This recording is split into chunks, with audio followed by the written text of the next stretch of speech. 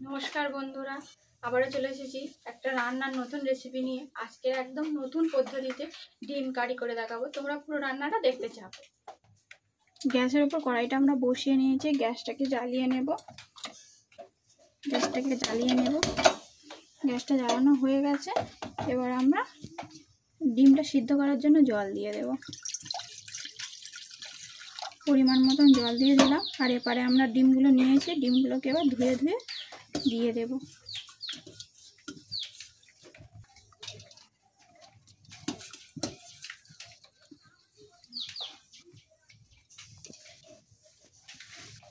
দিয়ে ডিমগুলোকে আমরা সিদ্ধ করে নেব। ডিমগুলো ধুয়ে দেওয়া হয়ে গেছে। এবার আমরা ঢাকা দিয়ে দেব। দেখো ডিমগুলো দেওয়া হয়ে গেছে। এবার উপর থেকে আমি একটু লবণ দিয়ে দেব, যাতে না ডিমগুলো একটু ফেটে যায়। তার জন্য আমি একটু লবণ আর সামান্য পরিমাণ একটু হলুদ গুঁড়ো দিয়ে দেব। দিয়ে এটাকে আমি একটু ঢাকা দিয়ে দেব। ঢাকা দিয়ে দিয়েছি। এবারে সিদ্ধটা হোক, ততক্ষণ আমরা এই ডিম কারির উপকরণগুলো সুন্দর করে কেটে পরিষ্কার করে নেব। আমরা ডিমগুলো সিদ্ধ হয়ে গেছিলো, পরিষ্কার করে ছাড়িয়ে নিয়েছি, দেখতে পাচ্ছ। এবার উপকরণগুলো কি কি লাগবে দেখো। পেঁয়াজ কুচি, টমেটো কুচি, চিড়ে রাখা কিছু কাঁচা লঙ্কা নিয়ে নিয়েছি, আদা রসুন বাটা আর ধনেপাতা কুচি। চলো রান্নাটা এবার শুরু করা যাক। গ্যাসের ওপর আমরা কড়াইটা বসিয়ে নিয়েছি। এবার গ্যাসটাকে আমরা জ্বালিয়ে নেব। গ্যাসটা জ্বালিয়ে নিয়েছি,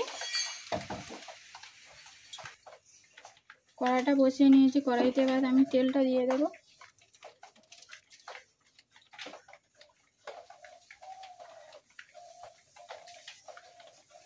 তেলটা ততক্ষণ গরম হোক। এবারে আমরা ডিমটা মাখিয়ে নেব মশলা দিয়ে।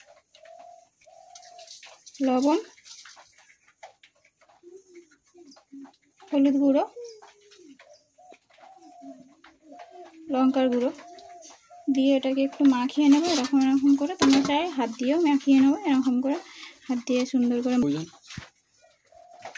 মাখিয়ে নিয়েছি। এবার তেলটা গরম হয়ে গেলে ডিমগুলো আমরা দিয়ে ভেজে নেব ভালো করে। তেলটা এবার আমার গরম হয়ে গেছে, একটু নাড়িয়ে নেব। দেখো তেলটা গরম হয়ে গেছে। এবার আমরা মাখিয়ে রাখা ডিমগুলো দিয়ে দেব, দিয়ে একটু ভেজে নেব। ডিমগুলো যাতে না খেতে ফাটে, ওই জন্য আমরা একটা খুন্তির কানা দিয়ে একটু একটু করে চিড়ে দেবো। তোমরা চাইলে ছুরি দিয়েও চিড়ে দিতে পারো আগে থেকে। ডিমগুলো একটু আমি নেড়ে দেবো। দেখতেই পাচ্ছ ডিমগুলো একটু ভাজা হয়ে গেছে। এরকম করে আমি ভালো করে ভেজে নেব। ডিমগুলো এরকম করে নাড়িয়ে আমি ভেজে নিয়েছি, দেখতে পাচ্ছ। এবার ডিমগুলো ভাজা হয়ে গেছে। এবার আমরা তুলে নেব। ডিমগুলো তুলে নিচ্ছি। ডিমগুলো এরকম লাল লাল করে আমরা ভেজে নিয়েছি। আর আমি একটু চিড়ে দিয়েছিলাম বলে ডিমগুলো ভাজার সময় ফাটেনি। ওই তেলেতে আমরা পেঁয়াজ কুচিগুলো দিয়ে দেব। পেঁয়াজ কুচিগুলো দেওয়া হয়ে গেছে। এটাকে একটু ভেজে নেব।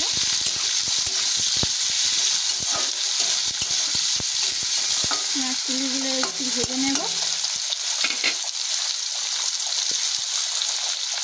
পেঁয়াজটা যাতে একটু নরম নরম হয়ে যায় তাড়াতাড়ি, ওই জন্য আমরা 1 চামচ লবণ দিয়ে দেবো। দিয়ে এটাকে ভালো করে কষিয়ে নেব। আগে পেঁয়াজটা না ভালো করে ভাজলে হবে না, ওই জন্য ভেজে নেব সুন্দর করে। পেঁয়াজগুলো দেখো আমাদের ভাজা হয়ে গেছে। এবার আদা রসুন বেটে রেখেছিলাম, আদা রসুন বাটাটা দিয়ে দেব।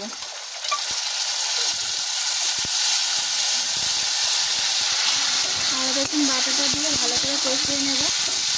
এর উপরে আমরা চিড়ে রাখা কাঁচা লঙ্কাটা দিয়ে দেবো আর টমেটো কুচিটা দিয়ে দেবো। চিড়ে রাখা কাঁচা লঙ্কা আর টমেটো কুচি এগুলো দিয়ে ভালো করে একটু কষিয়ে নেব, যাতে আদা রসুনের গন্ধটা, কাঁচা গন্ধটা চলে যায়। তার জন্য আমরা ভালো করে কষিয়ে নেব। আদা রসুনটা আমাদের ভাজা হয়ে গেছে, মশলাটা কষানো হয়ে গেছে। এবার আমরা ওপর থেকে মশলাগুলো দিয়ে দেবো। হলুদ গুঁড়ো 1 চামচের মতন দিয়ে দিয়েছি, 1.5 চামচের মতন দিয়ে দিয়েছি। লঙ্কা যেহেতু আমাদের কাঁচা লঙ্কা চিড়ে দেওয়া আছে, ওই জন্য আমরা অল্প করে লঙ্কার গুঁড়ো দিয়ে দেবো। দিয়ে এটাকে ফের কষাতে থাকবো। দেখে গেছে আমাদের টমেটোগুলো খুব সুন্দরভাবে নরম হয়ে গেছে। ভালো করে কষিয়ে নেবো এটাকে, মশলাটা।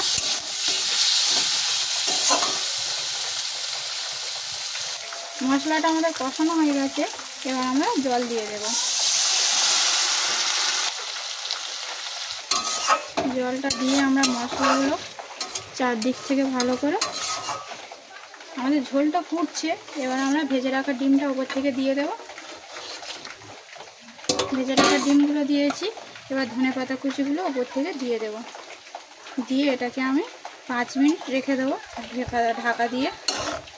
দেখো করে নাড়িয়ে নেবো, একটু হালকা করে নাড়িয়ে নিয়ে এবার ঢাকা দিয়ে আমি রেখে দেব 5 মিনিট।